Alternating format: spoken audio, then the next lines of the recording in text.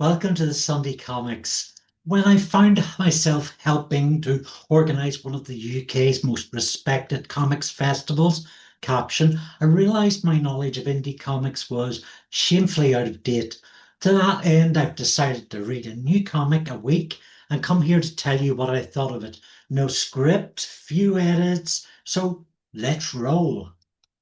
The first was, there's two this week. Odd Cases, volumes 1 and 2 by Alistair Pulling and Bevis Musson, or Beavis Musson, possibly Beavis Musson. So this is about the adventures of Clarissa and Johnny, two elderly occult investigators. It has a lot of progressive, inclusive character storylines, themes, entrepreneurial then. You can see with the black and white, kind of lo-fi strip design kind of thing.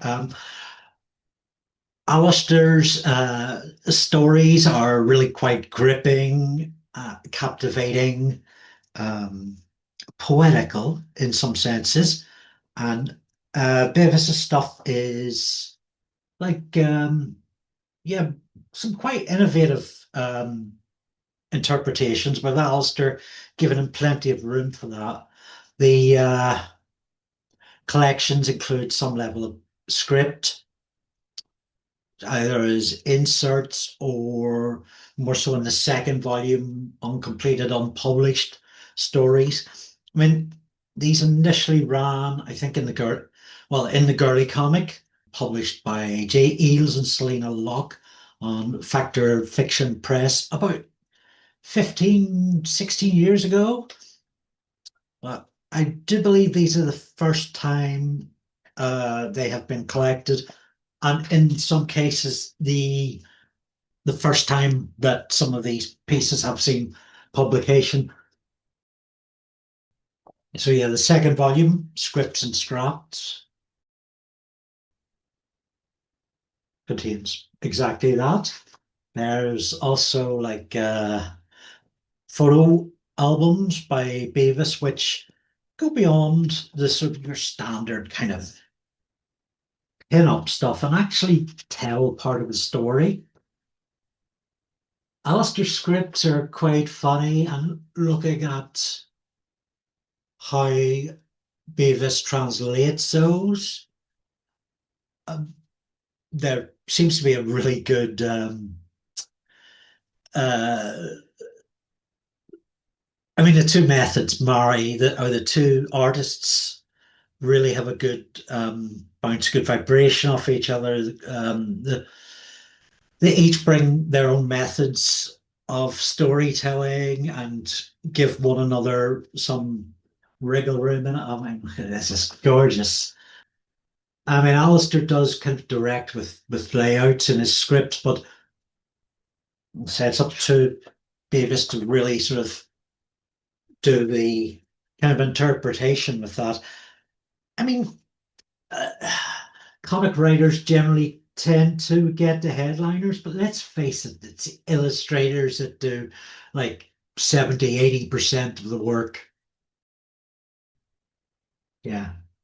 So this was produced for the Caption Comics Festival in August, about 7 months from I write this. I'll try and do these things fairly kind of regularly. So yeah, and there might be a link in the description. Um, yeah, all being well. So I just want to talk about some other stuff that I've read kind of recently. Just quicker microcosm. Why Don't You Love Me by Paul B. Rainey. I wasn't a fan, honestly. Uh, Paul has been playing his trade for 30 years. I usually love his stuff. And this is being made into a major Hollywood motion picture. There's obviously a lot of love for this book. I possibly an award for it as well. I mean, this is published by Drawn and Quarterly, notable publisher. Um, it's about a couple. who really don't love each other anymore. And it's published, it's laid out in Paul's sort of standard kind of one-page take on the old newspaper strip format. Um, I find the story really hard going. It does have a major tilt on its head at the end of Act One. It's not particularly funny comic. It's a particularly sad. Yeah, it is. It is a tragedy. There's also a quite fantastic resolution, which I'm not going to show you, of course. But I mean, I'm definitely in the minority in terms of people that don't like this book.